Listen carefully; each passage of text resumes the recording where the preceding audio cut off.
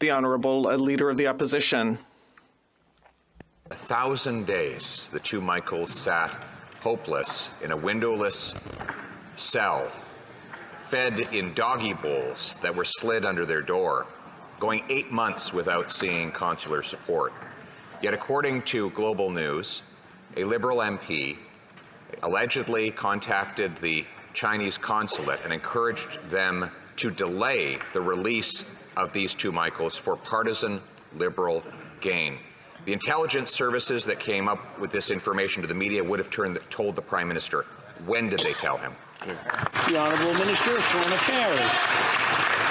Thank you, Mr. Speaker. Let me be clear. Bringing back the two Michaels, Michael Kovrig and Michael Spavor, was the utmost priority of this government, of all members of this House, of all Canadians across the country. For 2 years, we've worked tirelessly to make sure that these two Michaels, which were arbitrarily detained by China, would be coming back safe home. That's what we did, and that was the only priority. Thinking otherwise is actually false. Leader of the Opposition. We have two members of our national security services that have told the media that a Liberal MP told the Chinese not to release the two Michaels. I've now twice asked when the Prime Minister, his office, or his department were informed of this startling revelation. So I'm going to ask a third time, and I ask the Minister to answer. When did the Prime Minister become aware of these allegations? When? Honourable Minister. Mr. Speaker, September 24th, 2021 was a great day for Canada. It was the day when the two Michaels, Michael Kovrig and Michael Spavor, came back safely home to Canada. And I think it was a day when this government, all members of this House, all Canadians were proud of what we've done, because indeed the two Michaels were arbitrarily detained for too long in China. And Mr. Speaker, this will always be our priority as a government. We will always stand up against any form of arbitrary detention in state-to-state relations. The Honourable Leader of the Opposition. This non-answer is extremely troubling.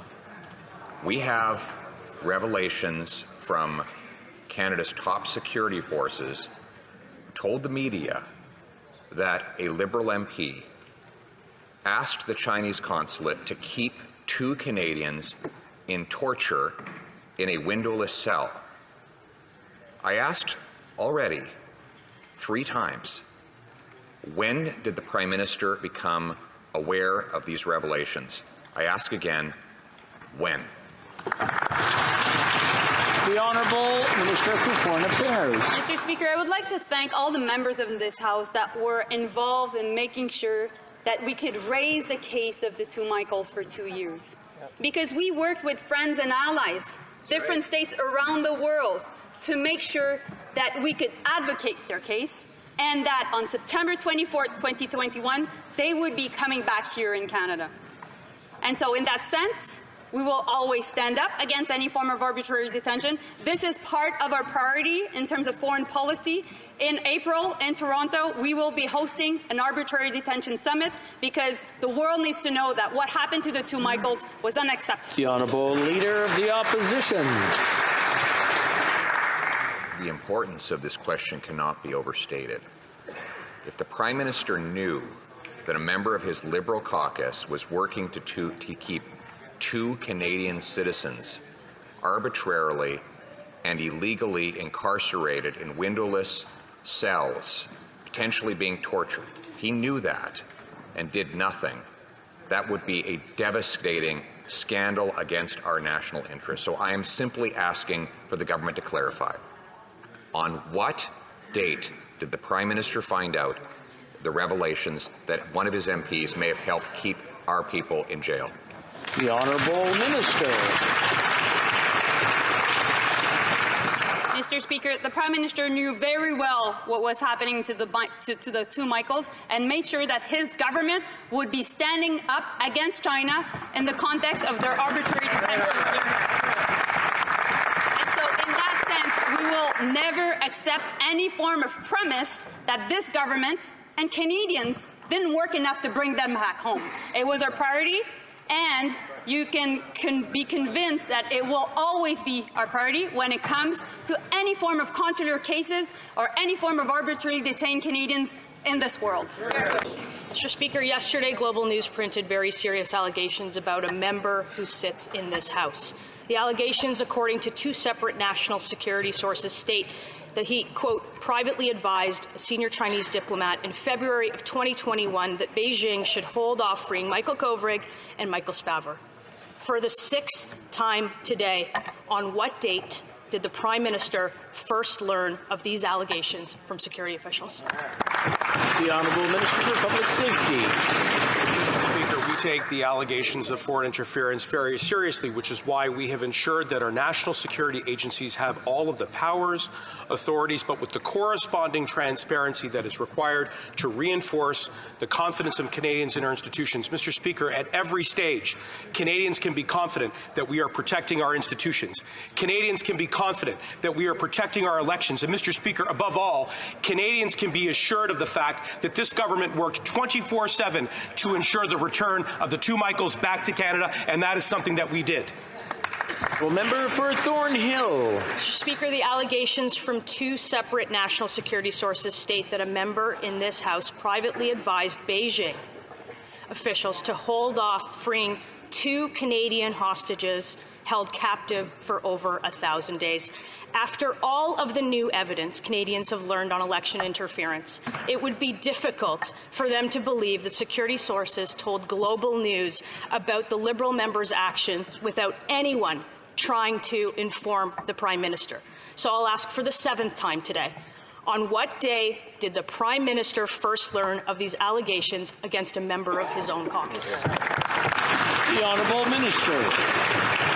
Mr. Speaker, I assure my colleague that this government has set up the appropriate mechanisms to deal with the allegations with regards to foreign interference in our elections, through the creation of NCICOP, through the creation of INSIRA, and now through the appointment of Mr. David Johnston, who was initially appointed by Stephen Harper, a former Conservative Prime Minister, an eminent Canadian who possesses the qualifications, the experience in the law, and the wisdom to help us navigate around the important challenges of foreign interference.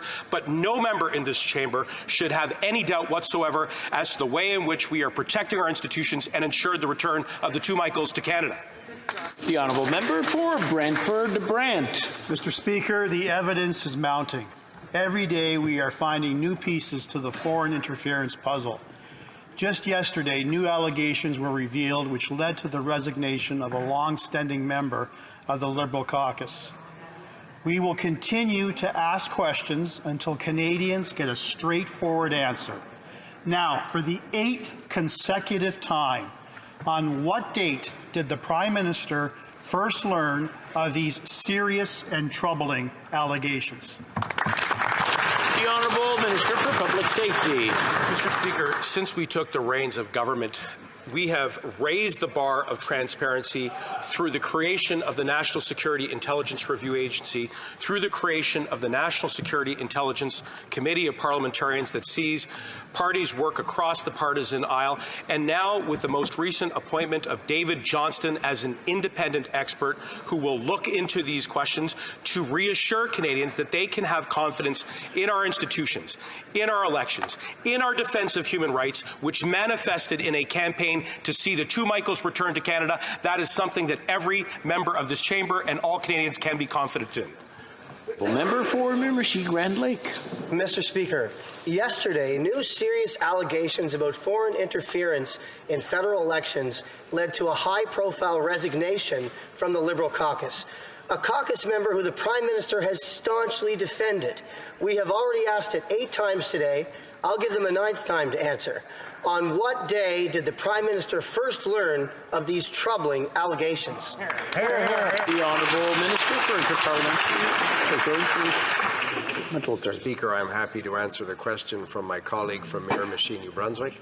As has been said on many occasions in this House, Mr. Speaker, we think Canadians benefit from a nonpartisan, fact-based conversation about these very serious issues. We know the Conservative Party is seeking to turn this issue into a partisan circus. Mr. Speaker, what we're trying to do is reassure Canadians that we have a robust system to protect our democratic institutions. Our government has taken these allegations seriously since we formed office, and the Right Honourable David Johnston is the right person to give us ideas on the next steps to reinforce. The Honourable Member for St. Albert, Edmonton. Speaker, day after day, there are new questions about what this Prime Minister knows about Beijing's interference. Yesterday, it was reported, based on national security sources, that a Liberal MP advised Beijing's Toronto Consul General that the two Michaels languish in a Communist Party jail because somehow their release would benefit the Conservatives. This is about as serious as it gets. The Prime Minister needs to come clean. For the 10th time, when did the Prime Minister learn of these allegations? Honourable Minister for Foreign Affairs. Mr. Speaker, when it comes to making sure that the two Michaels, Michael Kovrig and Michael Spavor, would be coming home, it was this government's utmost priority for 2 years. The Prime Minister, Foreign Affairs ministers have been heavily involved. All members of Cabinet talking to counterparts from around the world, thinking that, or even alluding to the fact that this was not the case, is absolutely false. Right. And we hope that all members in this House were convinced that we were working together to make sure to bring them back home. Hear, hear. Honourable Member for Wellington, Halton Hills. Mr. Speaker, again, for the 11th time, on what date did the Prime Minister first learn about the allegation that a Liberal MP suggested to Han Tao, the PRC's Consul General in Toronto, that the PRC delay the release of Mr. Kovrig and Mr. Spavor? The Honourable Minister for Public Safety. Speaker, we will continue to be transparent with Canadians when it comes to the ways in which we are fighting foreign interference through the collaboration of all parties in the NCCOP, through accountability of NCIRA, and now through the appointment of David Johnston, an eminent Canadian, previously appointed by Stephen Harper, a Conservative Prime Minister, someone who will lay out the next practical steps, including and up to a public inquiry, so that all Canadians can be confident that we are protecting our institutions, but no one should doubt, not for a single moment, that we did everything in our power to secure the return of the two Canadians. It was the right thing to do. Those two Michaels are back home, and that is something that should be celebrated by all members in this chamber. The Honourable Member for Trois-Rivières. Mr. Speaker, we know that the Ontario Premier Doug Ford was warned by CSIS that there was alleged Chinese interference in the last provincial election, and we even know that this interference targeted Don Valley North, the same riding represented by the federal Liberal MP who was targeted by the allegations in Global News yesterday. We know this because Mr. Ford said so publicly. Was the Prime Minister notified by CSIS that it was discussing potential foreign interference in the Ontario elections with Doug Ford? The Honourable Minister. Mr. Speaker, as we have been saying for many months now, allegations of foreign interference are not just at the federal level. Democratic institutions in the provinces were surely also targeted by this activity. Currently, in the context of federal elections, we are continuing to have discussions with the provincial premiers. I myself had a discussion with Doug Ford regarding the strengthening of democratic institutions, and we offered the provincial governments access to officials and information so that they can strengthen their democracy. The Honourable Member for Trois-Rivières. Mr. Speaker, we also know that the outgoing Mayor of Vancouver, Kennedy Stewart, discussed with CSIS potential Chinese interference in elections, in their municipal elections, because he too said so publicly. Was the Prime Minister notified by CS that Chinese interference was alleged to have happened in these elections? The Honourable Minister. Mr. Speaker, we have said many times, and I said so before the PROC committee a few weeks ago, we are updated regularly with regard to foreign interference in elections, and we have offered provincial authorities briefings and access to senior officials who are responsible for our intelligence agencies for the very reason we want them to understand this threat that is constantly evolving and to take the necessary measures in their jurisdictions to do what we have done, that is strengthening their democratic institutions. Mr. Speaker, if we sum up, CSIS spoke openly with municipalities about Chinese interference and with the provinces, but they would have us believe that the CSIS doesn't let the federal government know. Apparently, it's only through the media that the Prime Minister knew that one of his members had personal diplomatic ties with Beijing. So either CSIS tells the Prime Minister everything except for what's happening in his own backyard, or CSIS talks with everyone except the federal government. So what should we believe? When will a public inquiry be launched? The Honourable Minister. Mr. Speaker, my colleague knows full well that CSIS officials speak regularly with federal government authorities to advise them on how to better strengthen their democratic institutions, and that's exactly what we've been doing since we came to power. The appointment of the Right Honourable David Johnston is a measure that is more focused on how to strengthen our democratic institutions. We have constantly acknowledged the threat of foreign interference, and we've taken measures to counter it. The Honourable Member for Charlebourg-Saint-Charles.